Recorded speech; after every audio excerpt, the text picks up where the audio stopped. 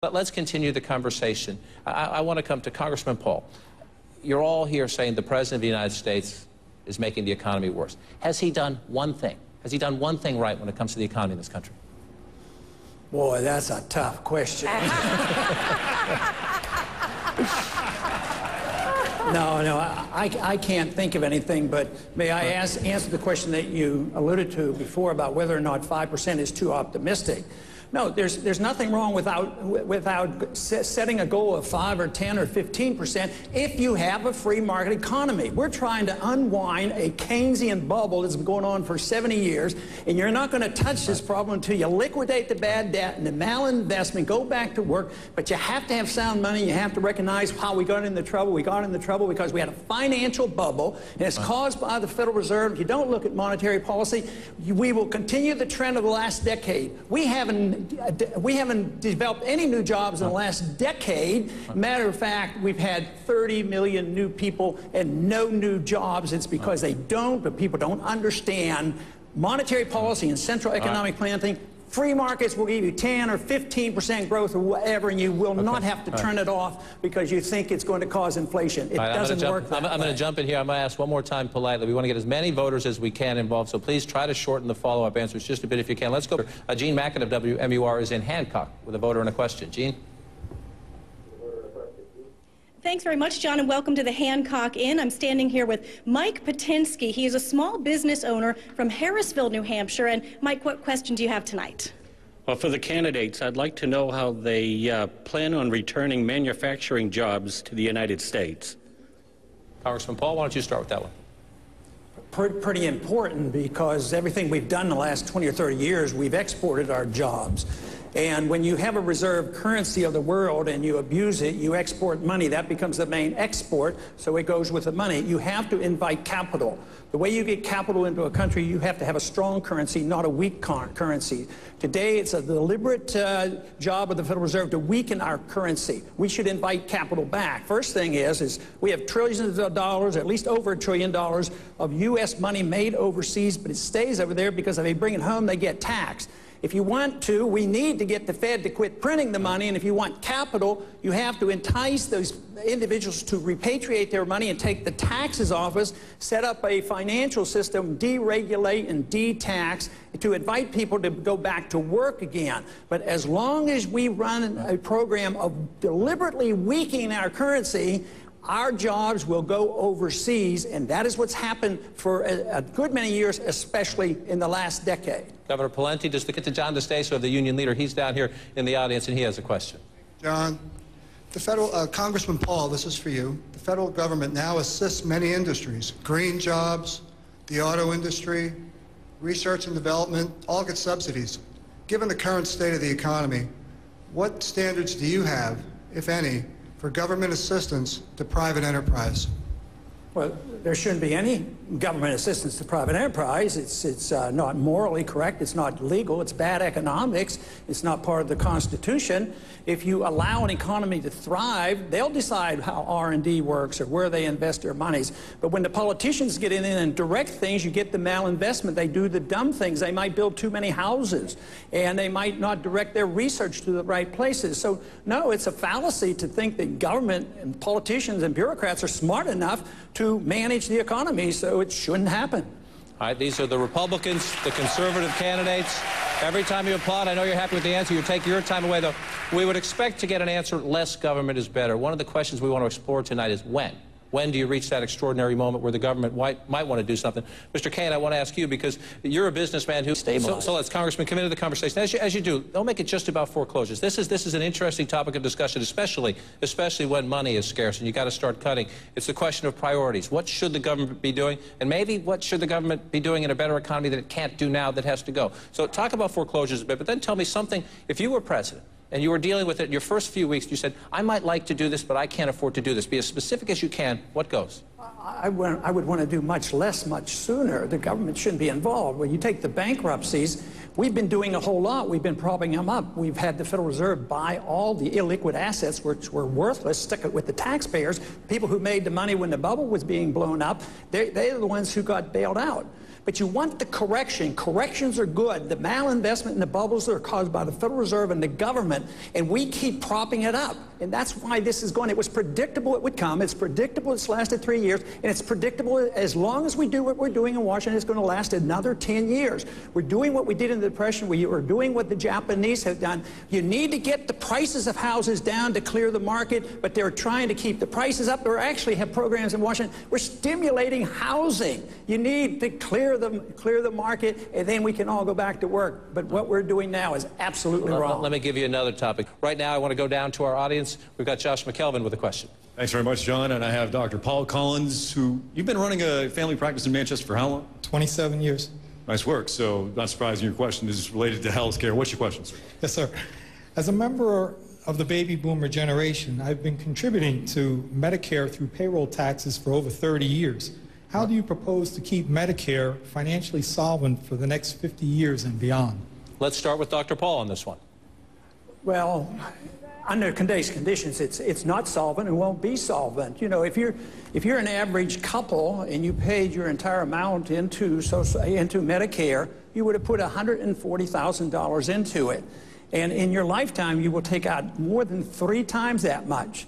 So a little bit of arithmetic tells you it's not solvent. So we're up against the wall on that. So it can't be made solvent. It has to change. We have to have more competition in medicine. And I would think that if we don't want to cut any of the medical benefits for children or the elderly, because we have drawn so many in and got them so dependent on the government, if you want to work a transition, you have to cut a lot of money. And that's why I argue the case that this money ought to be cut out of foreign welfare and foreign militarism and corporate welfare and the military-industrial complex. Then we might have enough money to tide people over. But some revamping has to occur. What we need is competition. We need to get a chance for the people to opt out of the system. Just to talk about opting out of Obamacare, why can't we opt out of the whole system and take care of ourselves? All right, let's continue the conversation. Governor Pawlenty, Congressman Paul, does faith have a role in these public issues, the public square, or is it a personal issue at your home and in your church? I think faith has something to do with the character of the people who represent us. And law should have a moral fiber to it, and our leaders should. We shouldn't expect us to try to change morality. You can't teach people how to be moral. But the Constitution addresses this by saying, literally it says no theocracy, but it doesn't talk about church and state. The most important thing is the First Amendment. The Congress shall write no laws, which means Congress should never prohibit the expression of your Christian faith in a public place. Okay, great. Let's get down. Josh McKelvin, let's continue the conversation. Thank you. Good job. While we're on the topic of faith and religion, the next question goes to Mr. Kane. On that point, to voters out there for whom this is an important issue, let's try to quickly go through it. Let me start at this end. We'll just go right through. I'll describe it this way. Are you a George W. Bush Republican, meaning a constitutional amendment to ban same-sex marriage, or a Dick Cheney Republican, who, like I believe the Congresswoman just said, says this should be made, this decision, same-sex marriage, should be a state's decision? State's decision. John, I support a constitutional amendment to define marriage as between a man and a woman. I was the co-author of the state law in Minnesota to define it, but now we have courts jumping over that. Let's just go through. The federal government shouldn't be involved. I wouldn't support an amendment, but let me suggest one of the ways to solve this ongoing debate about marriage, look up the dictionary. We know what marriage is all about, but then get the government out of it. Why doesn't it go to the church, and why doesn't it go to the individuals? I don't think government should give us a license to get married. It should be in the church. Governor Romney, constitutional amendment or a state decision? Constitutional. Mr. Speaker? Administration. I would not work to overthrow it, but we have to remember rights don't come in groups. We shouldn't have gay rights. Rights come as individuals. If we wouldn't have this major debate going on, it would be behavior that would count, not the person who belongs to which group. Leave it in place? What you inherit from the Obama administration, or overturn it? Well, one, we ought to be talking about the economy and jobs. But given the fact you're insistent, the answer is I believe that Don't Ask, Don't Tell should have been kept in place until conflict was over. Mr. Speaker? And so, Dr. Paul, to you on this one, the question comes up, though, once they're in the country illegally, you have compassion sometimes bumps up against enforcing the law and state budget crises. A 5-year-old child of an illegal immigrant walks into an emergency room. Does the child get care?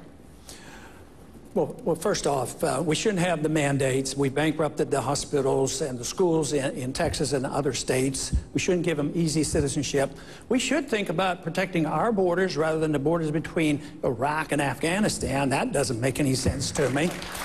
But on coming in, you know, there was a time when government we didn't depend on government for everything. There was a time when the Catholic Church actually looked at them. Should they get care? Should taxpayers have to pay for that care? No, they should not be forced to, but we shouldn't be penalizing the Catholic Church because they're trying to fulfill a role, and some of the anti-immigrants want to come down hard on the Catholic Church, and that is wrong.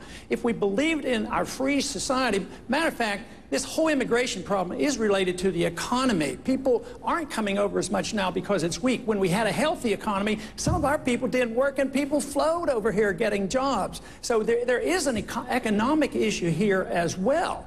But no, if you have an understanding and you want to believe in freedom, freedom has solved these kind of problems before. You don't have to say, oh, you're not going to have care, there won't be any care, and everybody's going to starve to death and die on the streets without medical care. That's the implication of the question. That's just not true, and you shouldn't accept it. Mr. Kaine, another issue that's come up in recent years is this debate. John DeStaso down on the floor has a question. Thank you, John. Congressman Paul, this is for you, but John, if you don't mind, I'd also like to hear from Governor Romney and a couple of the other candidates, because it relates to a specific New Hampshire issue with a national question. Here in New Hampshire, there is a popular bill that is being considered by our state legislature that would restrict the state's power to seize private land to build a power plant or a transmission facility. Should governments at any level be able to use eminent domain for major projects that will reduce America's dependence on foreign oil? No, we shouldn't have that power given to the government where they can take private land and transfer it to a private industry. The eminent domain laws are going to vary in different states, but we have the national eminent domain laws. It was never meant to take it from some people, private owners, and then take it and give it to a corporation because it's going to help that local locality. And this goes back to the basic understanding of property rights. Property in a free society should be owned by the people, and it shouldn't be regulated to death by the governments, whether it's Washington, D.C. or local governments. Right now, we really don't own our land. We just pay rent on our land, and we listen to all these regulations. So I would say the courts should get out of the way, too. They should not have this right to take land from individuals to provide privileges for another group. Governor Romney, you're a property owner in New Hampshire. You are a New Hampshire property owner. Congressman Paul, do you agree with that position? Not quite. You know, I served 5 years in the military. I've had a little experience. I've spent a little bit of time over in the Pakistan, Afghanistan area, as well as in Iran. But I wouldn't wait for my generals. I'm the commander-in-chief. I make the decisions. I tell the generals what to do, and I'd bring them home as quickly as possible, and I'd get them out of Iraq as well, and I wouldn't start a war in Libya. I'd quit bombing Yemen, and I'd quit bombing Pakistan. I'd start taking care of people here at home because we could save hundreds of billions of dollars. Our national security is not enhanced by our presence over there. We have no purpose there. We should learn the lessons of history, and the longer we're there, the worse things are, and the more danger we're in as well, because our presence there is not making friends, let me tell you. Governor Plenty, a growing number. In the past, people in New Hampshire love the future. Well, I've learned that with a group here that disagrees on some issues, we can talk about it and be civil to each other. Governor?